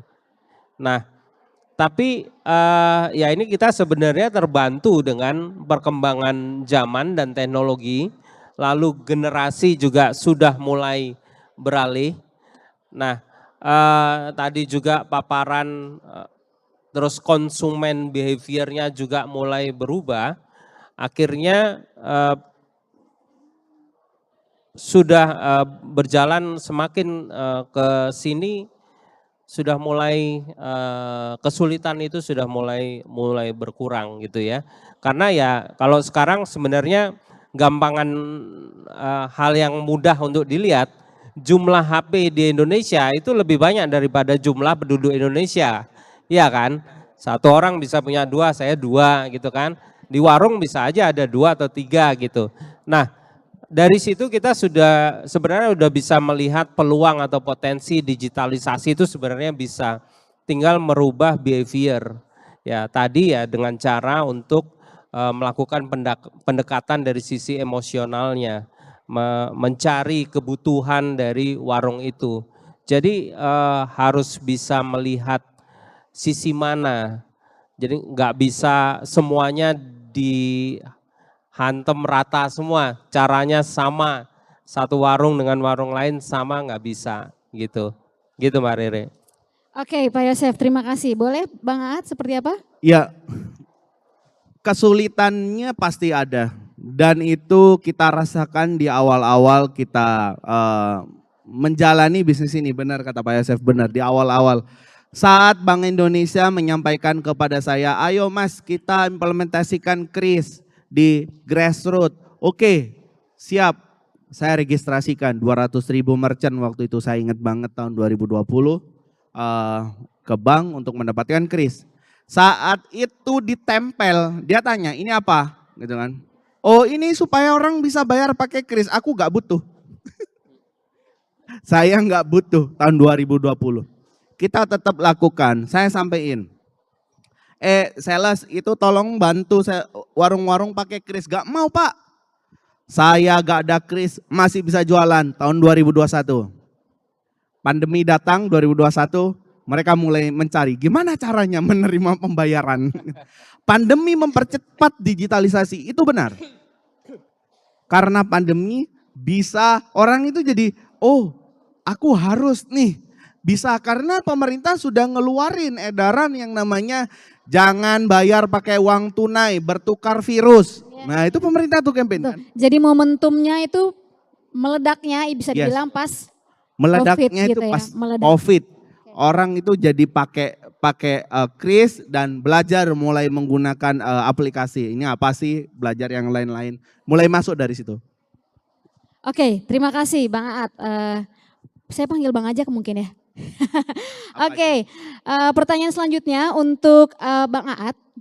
Jadi yang tadi mungkin sudah disampaikan mengenai tagline yang viral di masyarakat, 24 jam hari kiamat buka ataupun hari kiamat buka setengah hari begitu ya, atau buka 25 jam luar biasa nonstop. Nah, apakah perkembangan atau digitalisasi ini berpengaruh terhadap keuntungan-keuntungan mereka di saat mereka memilih jam operasional 24 jam? Atau memang dari awal mereka sudah disetting untuk 24 jam kemudian ditunjang oleh digitalisasi? Seperti apa Pak? Oke, 24 jam tadi saya sudah sampaikan. 24 jam itu secara tidak sengaja terjadi karena jumlah SKU yang dijual dengan warung itu lebih daripada 800, hampir 1000. Artinya dia tidak mungkin bisa menutup tokonya. Bapak itu beneran? Itu beneran. Oh beneran, karena memang tidak gate-nya karena tidak memang bisa ditutup. Bisa. Oh, itu jawaban yang paling benar. Oh oke, baik. Mereka nggak bisa tutup. Di depan itu banyak banget barang dan mereka harus tidur di dalam.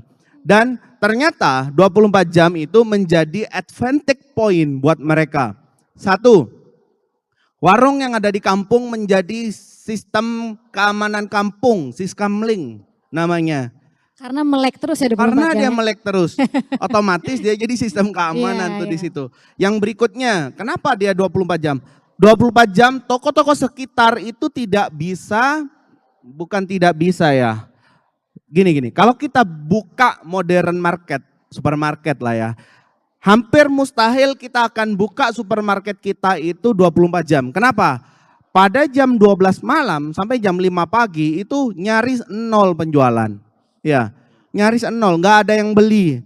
Kalau tetap buka, AC keluar biaya, listrik keluar biaya, gaji keluar biaya. Saya pun merasakan itu. Saya punya kafe, saya sengaja bikin 24 jam gitu kan. Setiap hari kerjanya berantem sama istri. Ini pegawai yang malam ngapain, kerjanya tidur gitu kan. AC nyala gitu kan, keluar biaya. Kan kita mikirnya efektif. Nah, mereka yang bisnis besar-besar ini tidak bisa buka 24 jam, sedangkan yang warung Madura ketarik, dia harus 24 jam. Satu, nggak bisa ditutup juga, buang-buang waktu kalau saya masukin, keluarin. Nah dia nggak bisa. Yang kedua efisiensi juga, efisien dia. Toh dia nggak ada AC, cuma lampu aja, ya kan? Udah dibuka. Sekalian juga saya jaga. Siapa tahu ada pembeli. Ternyata alhamdulillah sekarang mulai viral. Kalau jam 11 ke atas, warga itu nyarinya pasti warung Madura. Gitu kurang lebih. Oke, Bapak, terima kasih. Pertanyaan selanjutnya untuk Bapak Yosef. Bagaimana aksesmu membangun kepercayaan dengan pemilik warung tradisional, baik yang belum ataupun yang sudah bergabung dengan aksesmu, Pak? Baik, ya. Jadi kalau kami itu tadi, kalau yang belum ya, kalau tadi dilihat di presentasi saya dari tahun ke tahun ada peningkatan jumlah outlet binaan Aksesmu yang bergabung. Jadi teman-teman member relation kami itu punya jadwal untuk melakukan proses akuisisi. Nah, pada saat sebelum mereka bergabung, ya tentu saja teman-teman dengan cara tadi berkunjung ke warung-warung dan menanyakan warung tersebut butuhnya apa, ya. Lalu ya kita pasti mengenalkan aplikasi yang kita tawarkan, keuntungannya apa. Tidak serta-merta mereka mau, ya. Satu kali nggak mau nggak apa-apa, besok datengin lagi gitu ya. Gitu. Jadi harus pantang menyerah, nggak bisa berhenti gitu ya. Karena pada akhirnya pasti ketemu kebutuhan warungnya apa. Tapi rata-rata sih sebenarnya warung itu butuh dimengerti. Butuh dimengerti. Enggak butuh untuk apa ya, dipinterin. Maksudnya digurui gitu ya? Digurui, Ya, enggak. ya.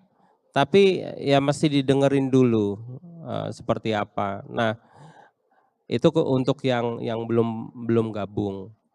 Kalau yang sudah gabung, tentu saja yang kita lakukan adalah maintain.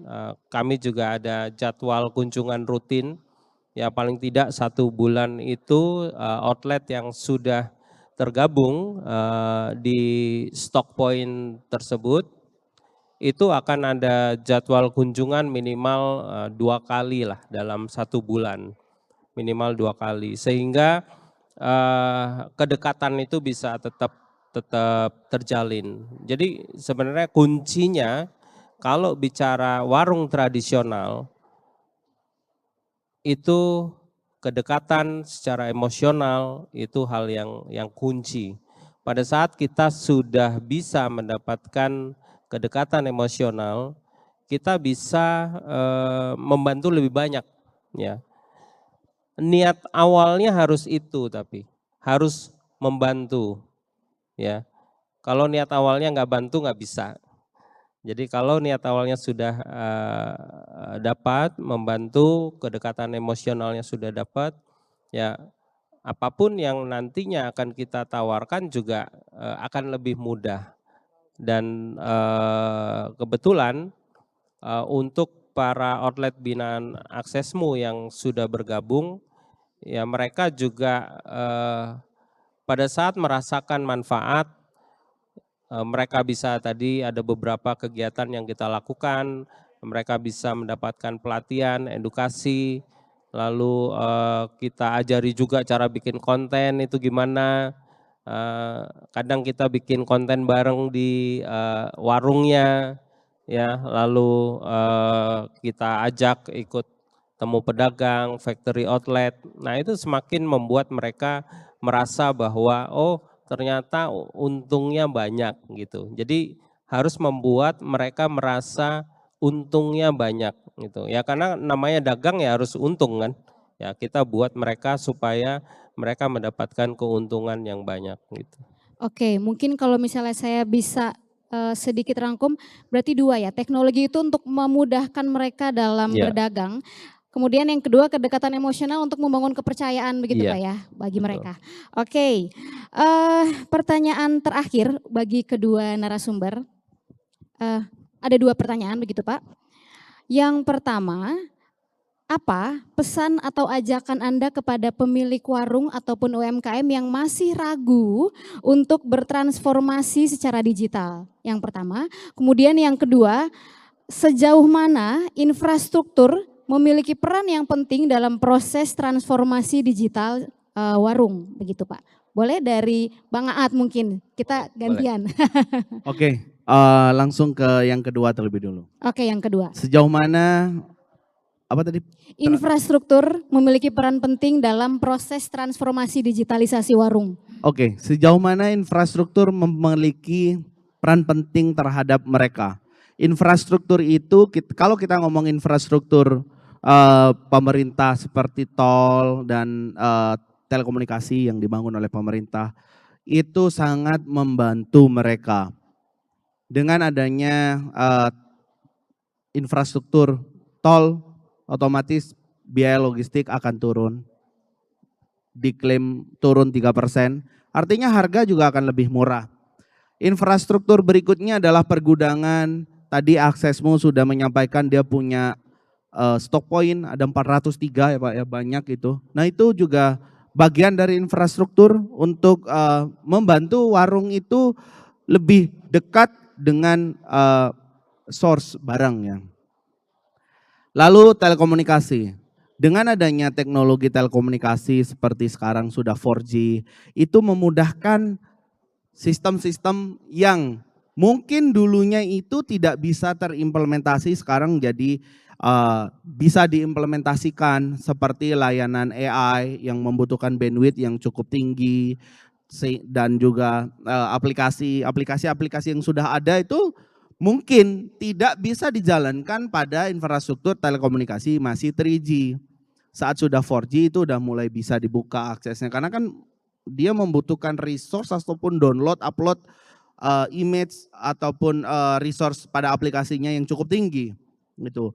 Maka dari itu mempermudah warung untuk bertumbuh gitu. Lalu yang kedua adalah pesan terakhir kepada warung. Oke, saya akan sampaikan, ini direkam kan ya, kameranya yang mana itu ya? Oh yang itu, oke, saya akan sampaikan kepada warung dalam bahasa Madura. Sekali coba boleh Pak. Toreh areng sareng ngangkui Mpestor. Yang artinya? Mari bersama-sama menggunakan Mpestor. Oke, terima kasih Pak Aat. Boleh tepuk tangannya. Oke, selanjutnya dari Pak Yosef. Oke, baik. Iya. Sama saya mulai dari yang kedua dulu ya. Jadi infrastruktur tadi udah dijelaskan Mas Aat cukup gamblang.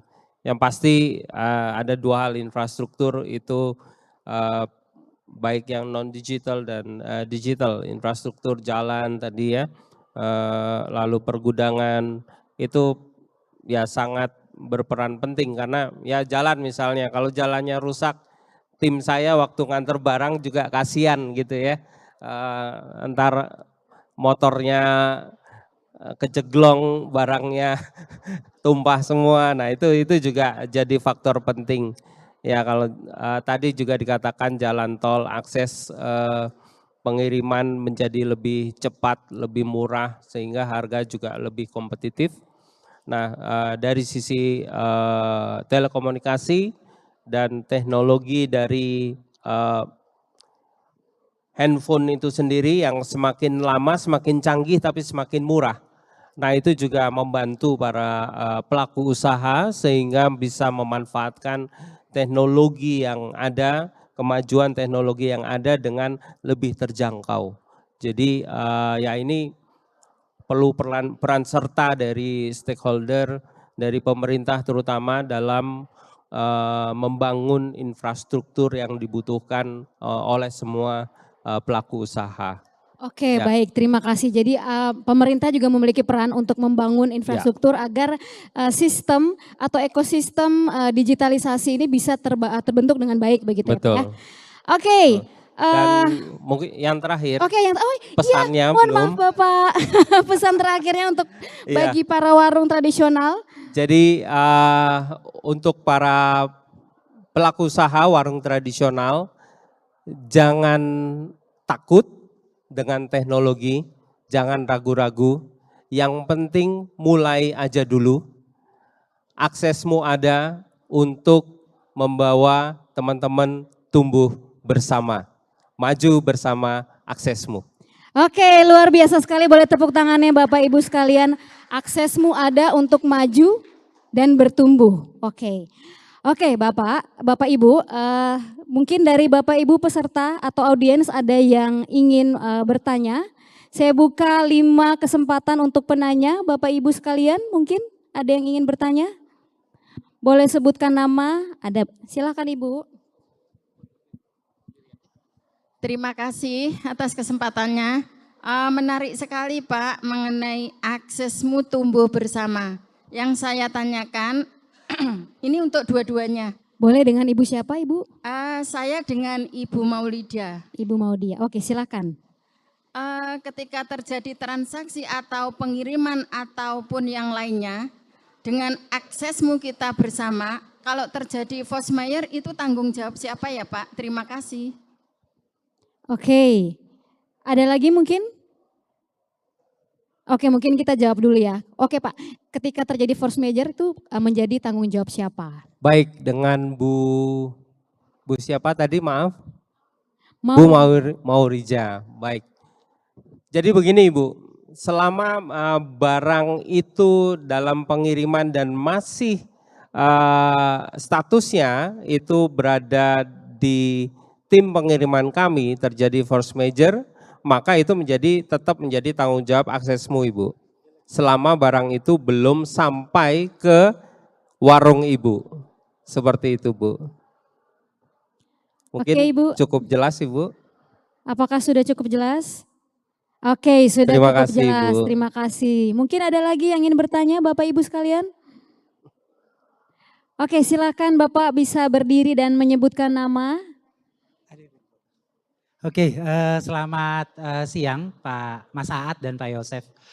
Sebenarnya tadi tertarik dengan tantangan UMKM ya. Tadi salah satunya. Oke, mohon maaf Mas, dengan nama siapa? saya. Iya. Nama saya Dendi. Namanya Mas Dendi. Oke, Dendi. silakan Mas Dendi. Oke, tadi tertarik salah satu tantangannya adalah literasi digital di warung UMKM itu yang rendah ya. Nah, sebenarnya yang ingin saya coba pahami bagaimana sih strategi yang digunakan sehingga bisa masuk ke dalam warung-warung UMKM ya atau warung-warung kelontong. Terutama ya kalau saya tahu nih warung-warung Madura itu agak susah ya pada saat kita harus masuk sebuah aplikasi itu tingkat penolakannya cukup tinggi. Nah itu tips apa saja sih yang sebenarnya atau hal apa yang mendorong para pelaku warung kelontong ini bisa menggunakan digital seperti itu? Oke, terima kasih Mas Dendi. Silakan Pak Aat. Ya, itu ada caranya. Yang pertama kita melakukan pendekatan cultural, kita pendekatan budaya. Di beberapa sales areanya kita ambil contoh di Jakarta ini, kita memiliki 3 orang, selalu ada 3 suku berbeda di kita. Ada yang dari Madura, ada yang dari Sunda, ada yang akamsi, orang situ ya kan, anak kampung situ gitu kan. Nah, dengan adanya pendekatan budaya, mereka lebih mudah mencerna, khususnya warung Madura, benar. Warung Madura itu, mohon maaf, yang jaga belum tentu bisa bahasa Indonesia. Iya. Jadi ketika datang dijelasin, dia belum tentu ngerti, cuman ngangguk-ngangguk aja. Jadi dia belum tentu ngerti, cuman ngangguk-ngangguk, iya mau pakai enggak. Dia cuma taunya mau apa enggak. Jadi saat kita melakukan pendekatan dengan kedaerahan, itu lebih tinggi aktivasinya. Kita datang ngobrol pakai bahasa Madura, udah kayak saudara, sesama anak rantau nih gitu. Sama-sama anak rantau kita gitu kan. Itu ya, saya pernah posting di salah satu Instagram saya. Saya sampaikan gini, ini kalau saya kunjungan ke warung Madura pulang-pulang diabetes. Setiap pulang saya dibawain teh pucuk lah, ini bawa Pak, ini Pak, karena cultural. Mereka ngerasa dekat. Mereka merasa dekat, didekati dengan pertamanya ya kita ngomong Pak, bahasa Madura itu ada tingkatannya, ada yang halus ya kan. Kita ngomong pakai bahasa Madura, terus kita tahu pendekatannya mereka itu harus ngomong seperti apa. Kalau Kuningan gimana? Saya juga ngikutin yang sales saya yang bahasa Sunda. Ya mereka akan deketin pakai bahasa Sunda gitu kan. Pendekatannya juga berbeda, obrolan topiknya juga berbeda. Dan itu adalah sampai sekarang menjadi cara efektif untuk menambah literasi mereka. Begitu. Jadi dengan cara pendekatan kultural yang kadang mereka itu nggak ngerti, kalau komplain ya, mereka nggak ngerti voice note. Voice note mereka itu. Ini gimana? Pulsanya nggak masuk gitu kan. Ini gimana uang krisnya nggak ada gitu. Tapi bahasa Madura panjang banget gitu kan. Kita ya dengerin aja. Tapi dengan begitu kita ngasih tahu kepada mereka. Oh ya bang lagi ada gangguan. Kamu tunggu ya. Tunggu ya. 24 jam nanti kalau nggak masuk kita ganti gitu kurang lebih. Nah pendekatan cultural sampai sekarang di Indonesia menjadi yang paling efektif. Saya juga nggak tahu kalau ada startup yang besar-besar dulu pendekatannya pakai uang, pakai burning money. Itu nggak bisa, orang Indonesia itu paling nggak bisa dikasih uang, dikasih oh diskon gitu kan, diambil. Habis diskon selesai, gitu. Gitu Mas, semoga menjawab. Oke, Mas Dendi, apakah sudah terjawab? Oke, terima kasih Pak. Ada lagi mungkin dari Bapak Ibu yang ingin bertanya atau ada yang pengen buka usaha terus pengen nanya bagaimana sih awalnya atau saya harus mulai dari mana atau seperti apa? Mungkin Bapak Ibu? Oke. Oke, sepertinya sudah tidak ada. Oke, baik. Karena dari audiens sudah tidak ada pertanyaan, mungkin kita tidak terasa sudah ada di penghujung acara, begitu Pak ya. Terima kasih kepada kedua narasumber kita, Bapak Yosef Risdianto dan juga Bapak Abdul Muid Saad atas pemaparan diskusi singkatnya.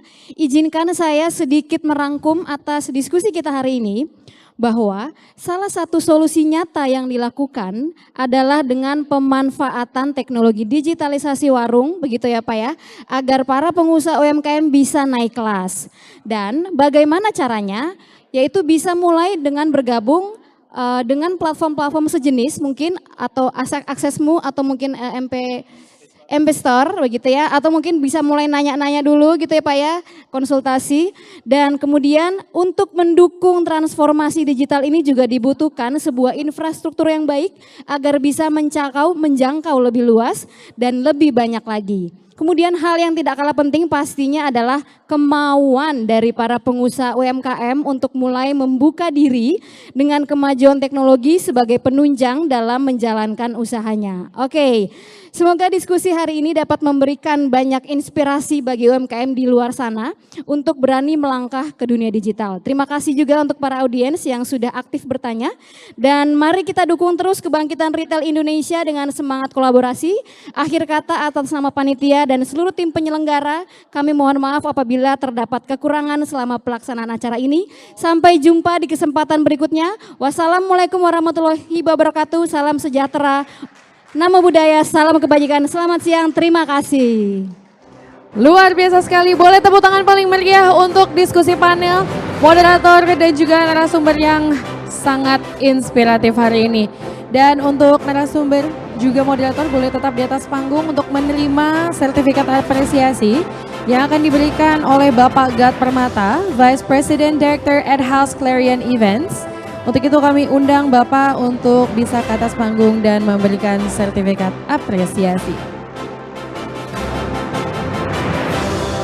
Luar biasa sekali, sesi kali ini sangat penuh inspirasi dan wawasan ya untuk Anda yang sudah dari tadi menyaksikan.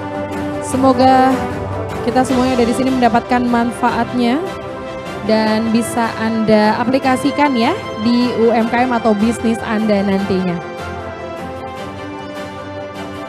Baik, setelah ini foto bersama terlebih dahulu Pak, ya. Oh, baik. Mohon maaf, satu lagi dari Aprindo juga akan ada penyerahan sertifikat ya. Mohon maaf Mas, ditahan dulu, ada satu sertifikat lagi. Ada satu sertifikat lagi Mas, mohon maaf. Silakan dari Aprindo diserahkan.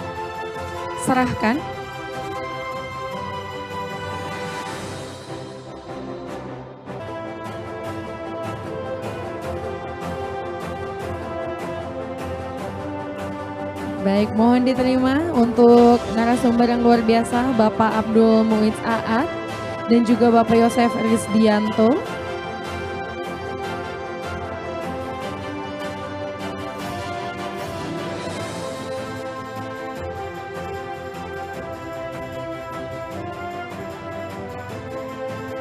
Dan pastinya untuk moderator kita yang cantik sekali, Ibu Retriantina Marhendra. Wow, fansnya banyak Ibu ya. Baik, sekarang boleh foto sama-sama Bapak. Di paling ujung kiri untuk perwakilan dari Aprindo, boleh fotonya, silakan lihat ke kamera. 1, 2, 3. Boleh sekali lagi berikan senyum terbaik. 1, 2, 3. Oke, boleh kembali ke tempat duduk. Terima kasih banyak sekali lagi Bapak Ibu atas diskusi panel yang luar biasa ya.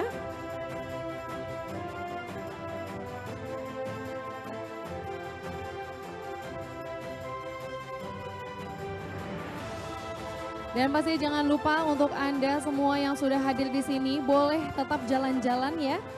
Karena masih buka sampai jam berapa nih? Masih sampai sore nanti ya. Jadi hadirin yang di sini masih ingin muter-muter di area pameran, kami silahkan karena banyak sekali booth-booth yang sangat menarik dan mungkin menjadi inspirasi bisnis Anda.